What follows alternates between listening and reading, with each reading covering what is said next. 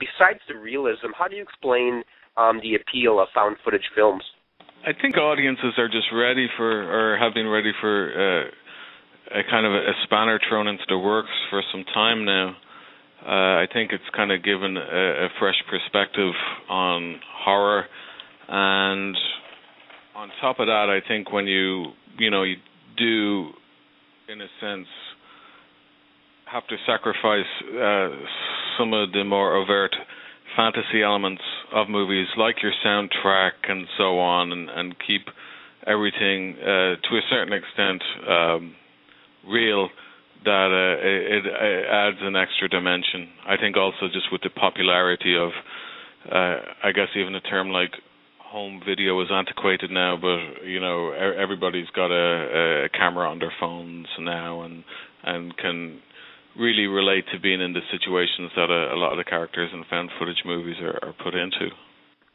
And knowing that these films have been done before, and you mentioned how a lot of people have cameras on their cell phones, what did you do individually on your particular segment to make it unique and stand out for an audience?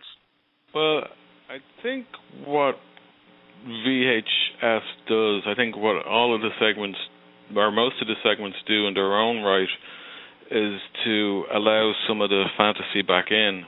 And I think that's a good thing for I get the found footage subgenre, if you will. I think that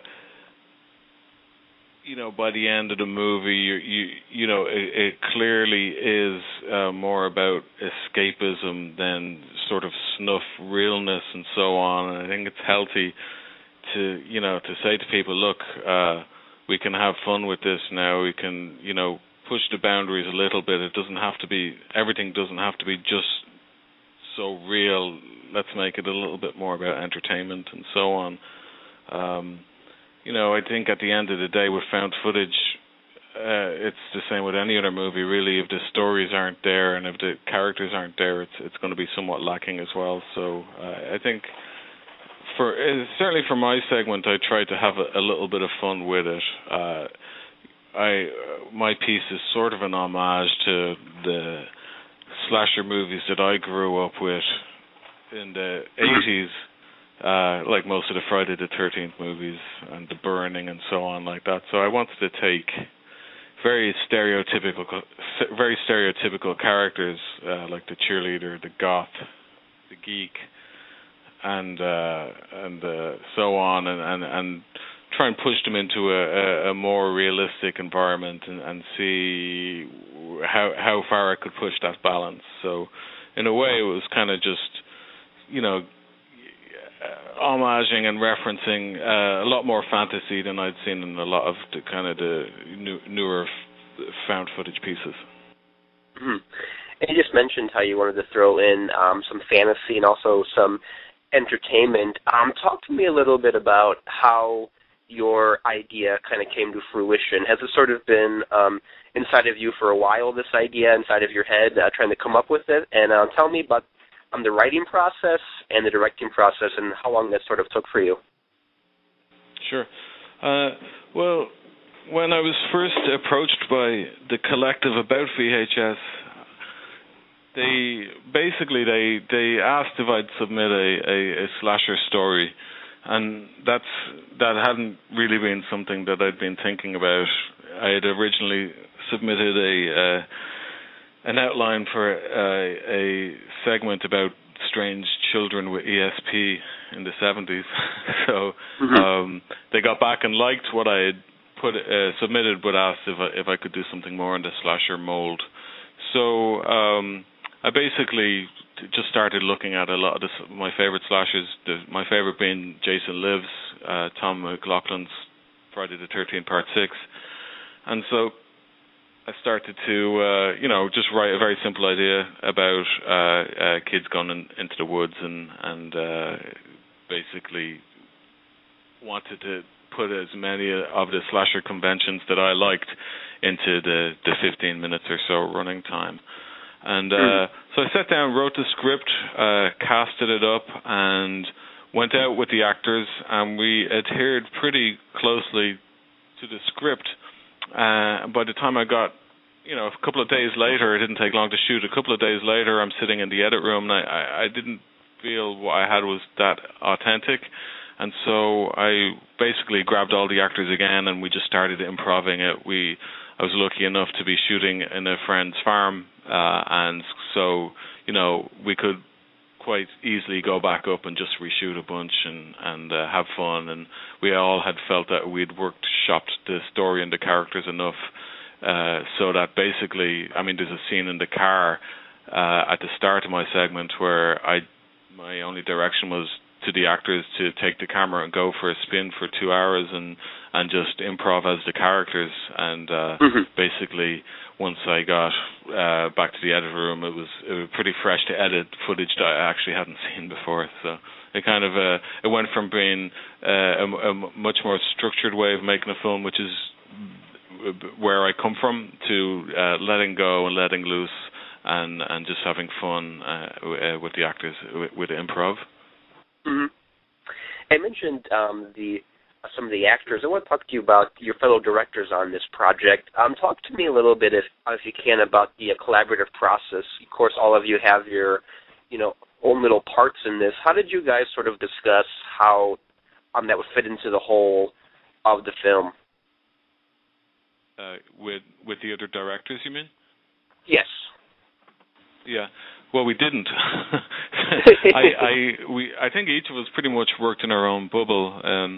I'm on the East Coast, and I actually hadn't met Dave Bruckner or Radio Silence or even Adam Wingard, so I wasn't sure what each of them were doing, and I was kind of just going on what the collective and basically what Roxanne Benjamin was telling me the project would be all about.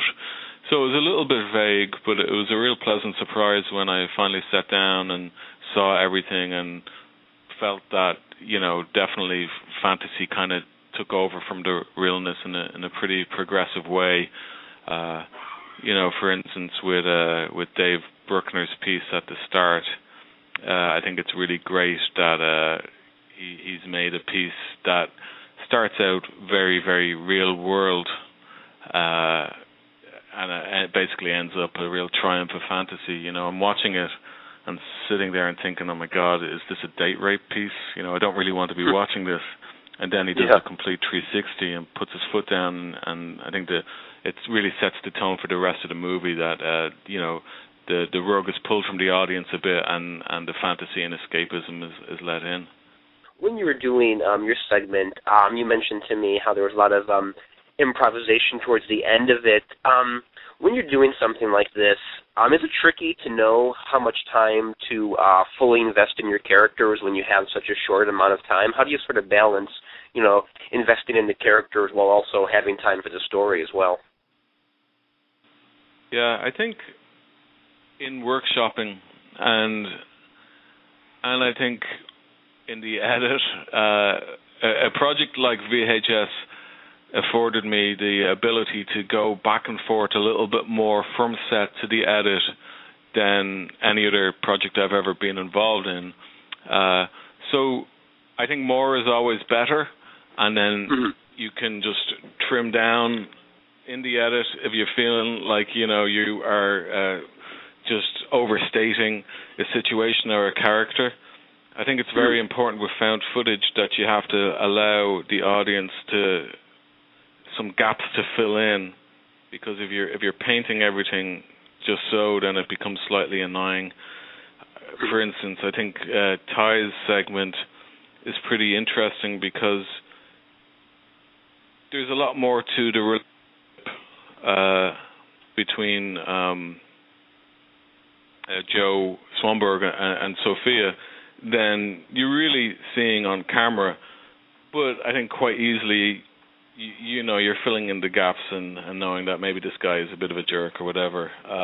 But it's not said or shown in a really overt way. So I think it's important to not be too illustrative in your characters or situation in this format. So, but again, for me, being able to go back and forth from set to the edit allowed me to just tweak things just so if I felt anything was missing, or again to just chop out anything that I felt was, too exploitative or too illustrative. Mm-hmm. And a final question for you, Glenn, is you mentioned earlier in the interview Jason Lives. I want to ask you a little bit about what were some of your favorite VHS films that you remember growing up watching in terms of the horror genre. Cool. Well, I grew up. I suppose I was about 7 before a VHS player even entered our house. So it was kind of pre-VHS in a way. But when our VHS player arrived, it came free with a copy of The Wicker Man. Oh wow! And I got to see I'll never forget, a big giant white clamshell copy of The Wicker Man, and it was a movie that I thought was pretty kind of ridiculous and funny, because I probably saw it from 8 through to now. I've watched it so many times. So that's a movie that's really stuck with me. It's a movie that I grew into. I didn't understand it. I just thought it was this kind of horny British musical romp that I didn't get at all. And then gradually over the years, I started to see the brilliance in it. I think what was wonderful about those times in general, and not just for VHS, is that you actively had to search out films. For me to get my hands on a Lucio Fulci movie in Ireland in the early 80s was tough. I couldn't afford the £80 or whatever it was to buy something like that. So you had to go and find the right video shop with the right stock under the counter and stuff like that. And it was a real hunter-gatherer kind of vibe to it. I miss those days. I think the internet's made everything just way too easy. I mean, you can get your hands on whatever you want right now. But other movies like, Friday the 13th Part 1, I remember very well watching that movie when I shouldn't have been.